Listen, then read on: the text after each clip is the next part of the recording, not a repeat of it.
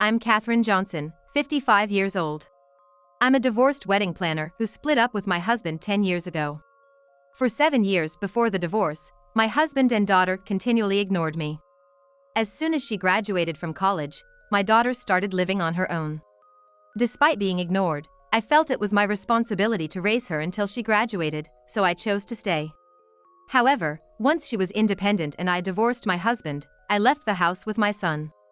It's been 10 years since the divorce, and back then, my son had just started high school. I still feel a sharp pain in my heart when I think back to those days. But by living each day to the fullest, that pain gradually faded away. Now, a name I hadn't seen in 10 years suddenly appeared on my phone. "Hello? You still sound as dreary as ever." A voice filled with disdain responded. It was my ex-husband. After 10 years, what could he possibly want to talk about? I replied with the bare minimum. "I'm at work right now."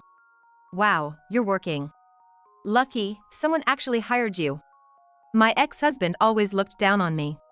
Maybe it was his chauvinism, needing to feel superior. In reality, he never contributed financially, indulging in gambling and debts while I worked to make ends meet. Remembering this makes my blood boil. I wanted to hang up immediately. But he's reaching out after 10 years. It must mean something. Suppressing my emotions, I continued the conversation. "What do you want?" I didn't want to raise my voice while working. Just calmly and in short words. He then began talking about his own needs again. "Mireille is getting married. It'll look bad without a mother. Come back just for that." This was typical of my ex-husband. He was such a bastard, concerned only about appearances. Even after 10 years, he still cared about such things, trying to involve his ex-wife. Despite everything, Mireille, now 32, is still my daughter. I've never stopped thinking about her. Even though I was ignored for 7 years. But considering our past, I couldn't just agree to his request because he said so. I can't help but hesitate to meet the owner of this voice I haven't heard in a while. Does she agree to this? He asked this as if it's the most natural thing. What kind of person is this man who demands this as if it doesn't matter? What? Agree to what? Does she agree to have your ex-wife, whom you ignored and divorced, attend their wedding? Does this man really not understand? His response made everything clear. Can't you just listen to me? A divorced couple attending their daughter's wedding sounds quite good, doesn't it? He was still obsessed with keeping up appearances. To him, a former couple attending an event together was probably nothing out of the ordinary. While I was calmly thinking about this, he struck another blow. "You must be working as a regular employee by now, right? Well, during our marriage, I supported you financially. It's only fair you contribute to Mireille's wedding expenses." What? I remembered working part-time and then as a full-time employee. I have been given an even higher position now. Back then, it wasn't for the sake of a comfortable life, rather, it was the result of me continuing to work to earn a living that I couldn't afford, and of course I have no recollection of having to pay for it. I don't mean to complain now, but I can't even say a word at how much his memories are being altered for his own convenience. Discuss the money directly with Mireille. I'm busy too. It all came down to public image and money for him. Even now, these conversations bring back painful memories. Shortly after we got married, I found out about my ex-husband's love for gambling. He earned a salary, but it never made its way home. The debts kept piling up without me realizing. While I was working hard to support our family and raise our kids, he accused me, "All you care about is money, you don't care about me." He started coming home reeking of perfume, not bothering to hide or make excuses for his affairs. It seemed like cheating was just inevitable for him.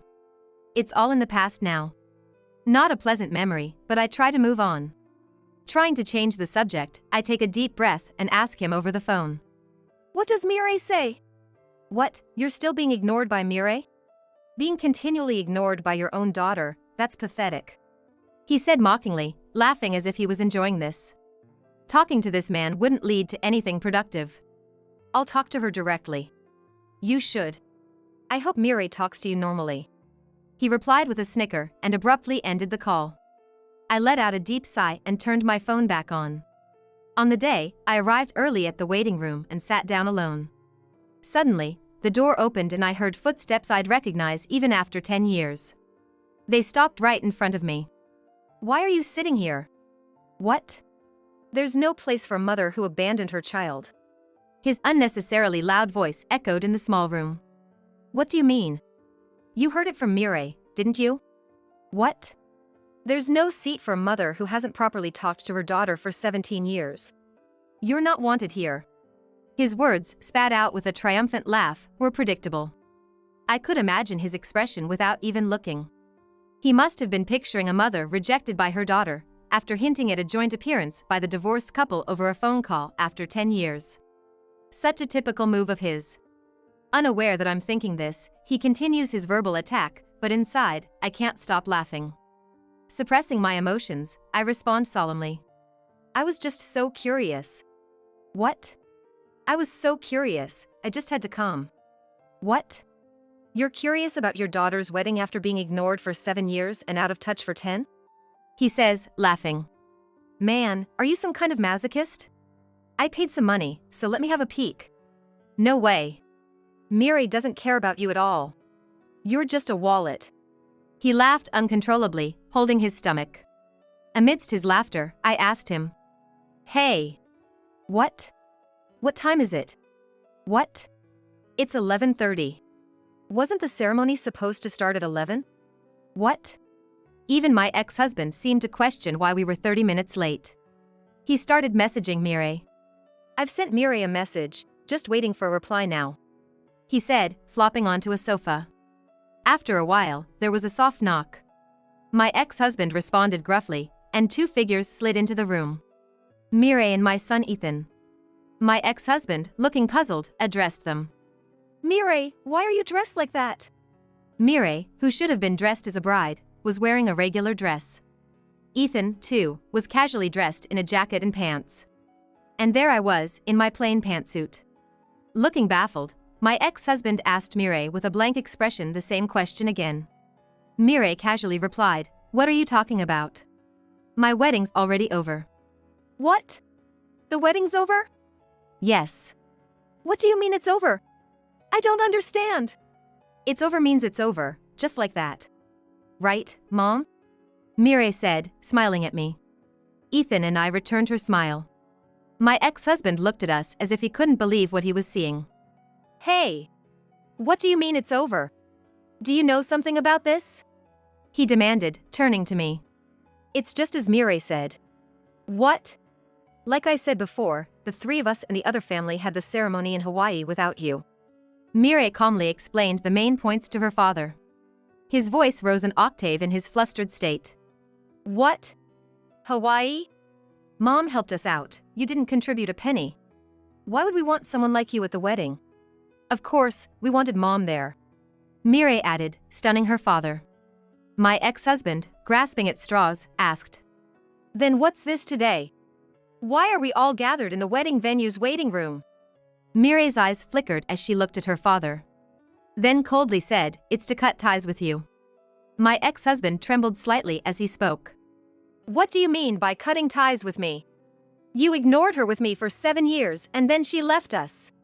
He clearly didn't expect such treatment from his daughter, whom he thought was on his side. He was visibly shocked. But Mireille was relentless. What? You didn't just ignore Mom, you ignored me and Ethan too. What? I wasn't ignoring Mom with you. I find it disgusting to be associated with a man who ignored his family, had an affair, and had a child out of wedlock. What? My ex-husband gasped at Mireille's words. He stared at her, his expression blank. In the dead silence, Mireille started talking. The reason I didn't talk to Mom was to keep an eye on you. What?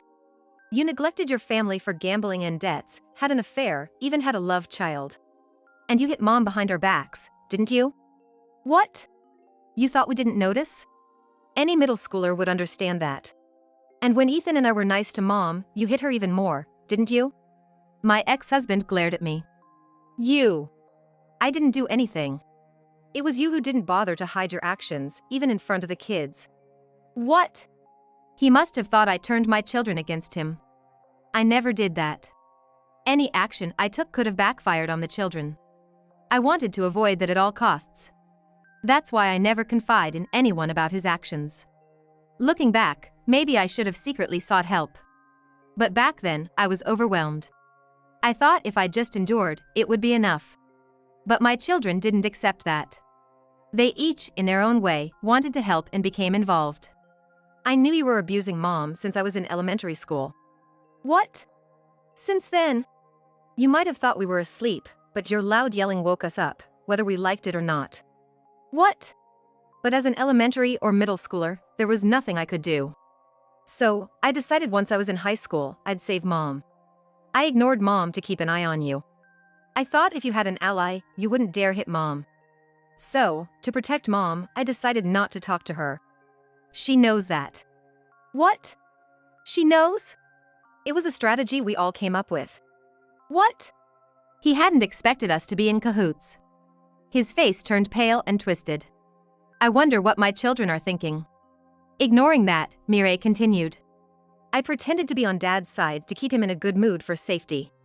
In exchange, I made sure Ethan was always with Mom. In case you tried to hit her, Ethan, being a boy, could protect her. What? Ethan was just an elementary or middle schooler back then. He couldn't have stopped me. My ex-husband's words made me chuckle. What are you laughing at? Nothing. Just contempt? Disgust? Thinking about how you're always bluffing. What? See, you always get worked up so easily. You were always afraid of Ethan, right? Because he could see through you and shut you down with his words, even when he was little. What? I knew you avoided Ethan as much as possible. You were running away from him, even though he was just a kid, because he was smart.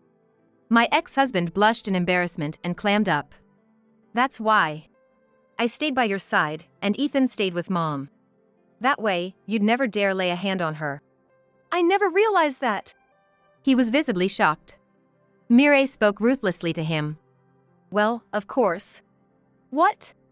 You became more and more of a stranger, finding your place elsewhere. You were so oblivious, you didn't even see your own family, did you? Remembering that time doesn't hurt me anymore. But Mireille's words started to blur my vision. Ethan gently touched my shoulder and continued. Dad. What? About what we talked about earlier, the affair and having a child. You're not denying it, huh? Well, even if you denied it, it's the truth, and there's nothing you can do about it now. Why are you bringing this up? My ex-husband could only give a vague response to Ethan's unexpected turn in the conversation, and Ethan pressed on. Did you know I was working a part-time job in high school? Part-time job? You didn't know, huh? Mireille was working part-time too. What? Some dad was never home, never put money into the household, just messing around. We both had to work part-time in high school to help Mom. I didn't know. Of course, you didn't. As I said earlier, you never really saw us or Mom. So you didn't notice that Mireille was fooling you. My ex-husband fell silent at Ethan's words. And I worked in the kitchen of a restaurant, you know. You used to come there a lot with a woman. What? Sometimes during the day, sometimes at night. You brought a little kid with you too, right? What? That's your love child, isn't it? What? You'd loudly say things like this kid's gonna grow up to be handsome like me and stuff. It was so embarrassing. No. Nobody wants to be like you. Ethan snorted. He had no idea his son had seen him cheating and even seen his love child. My ex-husband started sweating and breathing shallowly. While glancing at him, I casually asked, how are May and Ken doing? I threw out names he probably didn't expect me to know, and he gasped. How did you? How? Do you want to know? What? After we divorced, it might not have been a big deal for you, but I had to go through a lot of paperwork. It's impossible not to notice, especially since you acknowledged them. My ex-husband was silent again. I didn't feel disappointed anymore, but I wondered if he thought he could hide it by keeping quiet. Eventually, when he's gone, all sorts of issues will fall on the children due to inheritance. Regardless of the divorce, the children are still related to him by blood, and so is the child he acknowledged. He probably never thought that far as a parent. Well, I knew it, but it was still a shock. You never thought about me or the kids. My ex-husband remained silent, no matter what was said. Was he really unable to say anything after all this? Pinned under the gaze of the three of us, my ex-husband didn't even try to make excuses, maybe due to his useless pride. I knew it. But still, what was he thinking during all those years of marriage, of family life with us? He probably thought the onslaught was over. He let out a breath, relaxing his shoulders. But he wasn't let off so easily. And on top of that, you were begging that woman for money too, weren't you? Are you just terrible? Ethan said with disgust. What?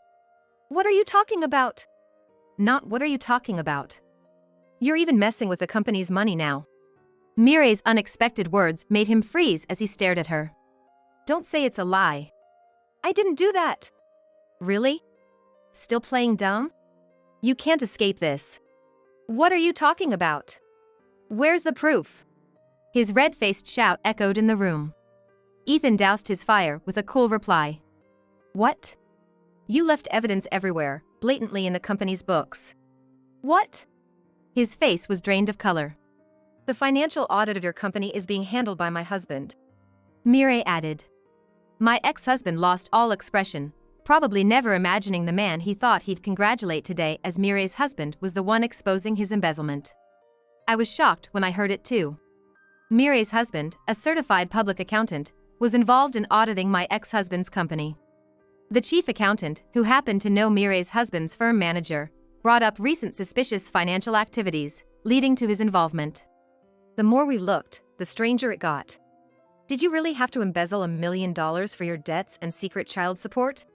Mireille's words hit him hard. He must have been overwhelmed with why and how could this happen.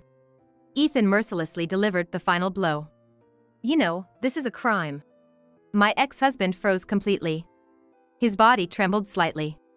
As we watched him, Mireille said. That's why I wanted to end it. What?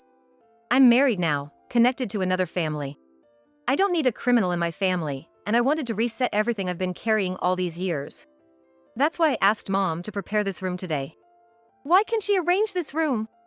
This is a wedding venue, right? He turned his gaze towards me. I spoke without meeting his eyes. This place, it's my company. What? Your company? I started in this industry as a part-timer, and after gradually gaining experience, I was promoted, and from there I worked hard to learn and build connections. I entered this industry before we divorced. A little before he started ignoring me. He never knew or cared to know what company I worked for or what I did. He didn't even try to find out. So, he never knew I've been in this industry since then. It was a terrible situation. But it led to good connections for me. And 2 years ago, I guess, I started this company with someone I've worked with for a long time. Who? Someone you've worked with? The president of the parent company, and now, my husband. What? He was speechless, as expected. I guess so. He always thought he was above his ex-wife, who is now a president's wife and a subsidiary company president.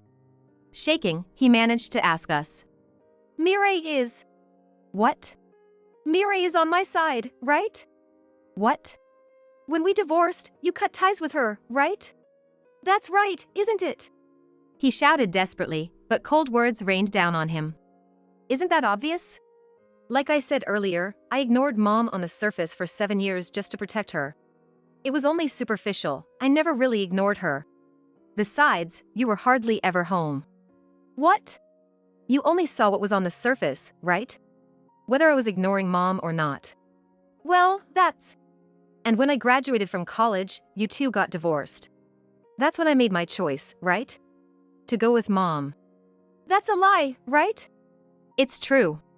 Someone like you, a cheating, abusive, embezzling jerk, just disgusts me. You have no idea how much that 7 years messed with my mental health. Mireille's voice, which had been so strong, started to tremble, her eyes filling with tears. Mireille. I'm so sorry. I couldn't help but hug her. It's okay. Mom was always there, silently protecting us from any harm. Taking on everything, standing strong in place of a deadbeat dad who wouldn't contribute or even come home. Mireille hugged me back, her arms trembling, sobs echoing against my back. Ethan gently rubbed our shoulders, saying, Anyway, Dad, you're busted. What? Actually, I'm involved in that audit too. What? I'm a certified public accountant now, working under Mireille's husband. You mean, you're with her husband's firm? Yep, so I know all about your dirty deeds. I've been looking back, and it's been going on for quite a while, hasn't it? It's more than just $1 million, right? What? Really? Well, what you spent it on isn't my concern, but the fact you used someone else's money doesn't change. My ex-husband fell silent. At that, I pulled out my phone and quickly sent a message to my husband. A few minutes later, there was a knock at the door. Several men approached my ex-husband in silence as he responded. What must he be thinking? He hesitantly put out his handcuffed wrists. I averted my gaze. The soft click of the handcuffs echoed. Since then, my ex-husband has been cooperating with the police investigation. During this, they discovered he had been abusing the child he had with his mistress. Of course, he was rearrested. And the mistress too. The child, still in middle school, is now in a child protective facility, the police informed me. Hearing this, Ethan had an indescribable look on his face. Something wrong? Well, Mom might not like it, but... I want to meet that kid. What? I knew Ethan often saw those three at his part-time job. I thought it might be a sentiment, but he said if I had noticed something back then, maybe that kid wouldn't have been hurt.